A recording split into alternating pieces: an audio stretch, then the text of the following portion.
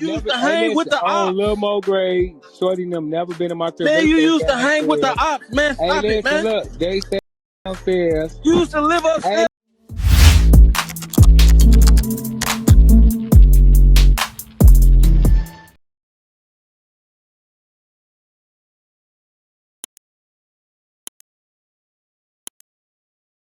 Hey, what's up, y'all? Y'all know my slogan. I don't know it all, but I know what I've been through. Now, before we get into this video, please make sure you head on down to Instagram and follow us on our official Instagram page at hookah_anonymous_. Alright, we're able to be a little more explicit, a little more uncensored, and share content freely without running the risk of having our channel terminated. So once again, make sure you head on down to Instagram right now and follow us at hookah_anonymous_. Alright, now let's get into what you guys came here to see. Now, JHE Rooga and Lil Varney, man. You know, they've been going back and forth lately. It's been kind of weird. You know, they got into it on Clubhouse recently. And it's kind of rare to hear Lil Varney actually going back and forth with the Opps, but we've been seeing and hearing a lot from him lately. You know, and I put a piece of the audio in the beginning so y'all can hear just a little snippet. But if y'all want to hear the full clip, once again, head on down to Instagram at hookah_anonymous_, where you can see and we'll listen to the whole thing there. Now, like I mentioned in previous videos, it's kind of weird how out of nowhere, everyone started dissing Lil Varney. Yes, he was always around, but you never really heard of the Opps saying his name as much. And then out of nowhere, everyone started mentioning him, whether it was on social media or in songs. You know, it kind of started with FBG Cash, rest in peace. Then it was Rooga, then it was King Lil J, and then it became Billionaire Black. You know, I don't know about that order, but however, I know FBG Cash and Rooga kind of set the tone, and Billy Black and Lil J came somewhere after. Alright, but recently, if you've been paying attention to Varney's Instagram, he's been telling dudes to turn their shooters up in every post and sending slick messages to the Opps or whatever the case may be.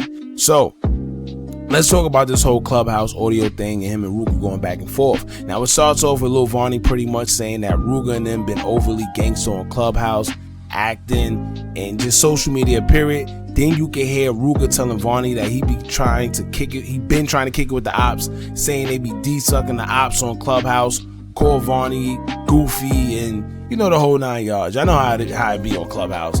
Then things start to take a turn when Rooga gets frustrated and says that he's not about to argue with a dude with no legs. Alright, after saying that, he said, I ain't even trying to kick it with you. You know, that was actually funny. You know, everyone in the room started laughing because let's be real, that was actually a good little jab. But Varney then tells him that they know what he used to do to them, and here's where things got interesting. And of course, you don't know who's telling the truth because it's a pride thing.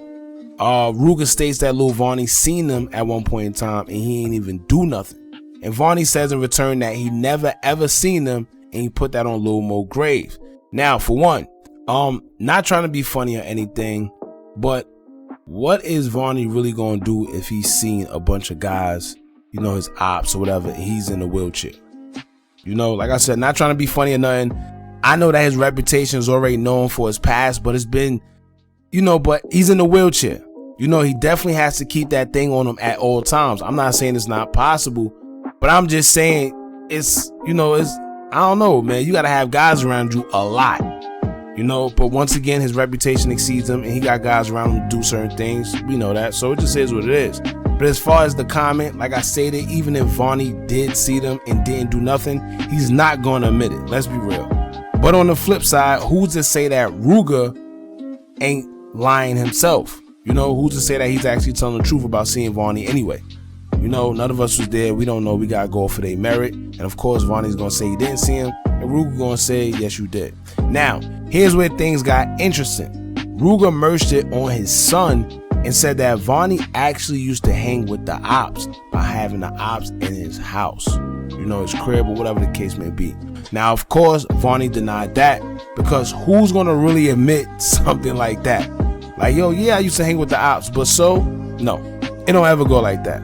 You know, I personally feel that if you did hang with the Opps, it just is what it is. Keep it real. Because a lot of times your ops don't always be your enemies. It don't always start off like that. Nobody start off just, oh, I don't like this dude. No, sometimes, and in most cases, you're friends with your ops, and then something happened or something transpired to where it's like, all right, we not cool no more. But like I said, it's not like we were always enemies. And especially with these guys, a lot of them became enemies by the sides they chose to take. You know, some of them were actually around each other a lot because they used to live in the same buildings that got tore down, and then they went to different hoods, and then, you know, they chose their fate. So it just is what it is, man. Now, like I said, Varney came back and said that he never hung with the ops. They just used to be downstairs, but not in his house, but they was downstairs. Now, there's two ways you can look at this. I understand Varney's side because Varney's stance is this: he never hung with the ops. They just happened to live downstairs from him, and that's all it was. And also, you got to think, how you gonna beef or really do something to somebody if they really live downstairs from you? You know, you never ever sugar honey iced tea where you sleep. Y'all like that, right? Sugar honey iced tea. Y'all get the message. But all jokes aside, it's no way you could legitly beef with someone who lives downstairs from you, because that's an op that knows your whereabouts 24/7. And if you do something to him, it's just as easy for him to do something right back to you. You know, for anybody that's been incarcerated, it's almost like how guys be enemies in the street, but once they get locked up, they be cordial with each other. Not saying they gotta speak with each other, it's just that they wait till they get back out in the street, and then it's like, I bet, you know, we cool. However, we ain't gotta be friends or nothing, but you ain't gotta crash out while you in jail neither, because all you gonna do is get yourself more time added to your sentence. You know, it's like an unwritten, it's not a rule, it's just something that dudes abide by. It's like, yo, yeah, we beef in the streets, but you know, we in here, this is the circumstance, we gonna get back to whatever we need to get back to later. All right, but once again, on the flip side, I do understand Rooga, because his take on it may be, well, how serious is the beef if you stayed in the same place as your ops? How serious can this beef or this war really be? You know, you can't tell me it's war if the ops, aka someone who did something either to you or your peoples, live right downstairs from you. And when you think about it, that is kind of weird. You know, I know the tension had to be skyrocket all the time. You not knowing if you want to chill around the house or go outside, because you never know what can happen. Always having to be inside because you don't want to make a mistake. You don't want to go to the wrong place and then something happen. And then you got to constantly look over your shoulder, over your back. Nobody want to go through that.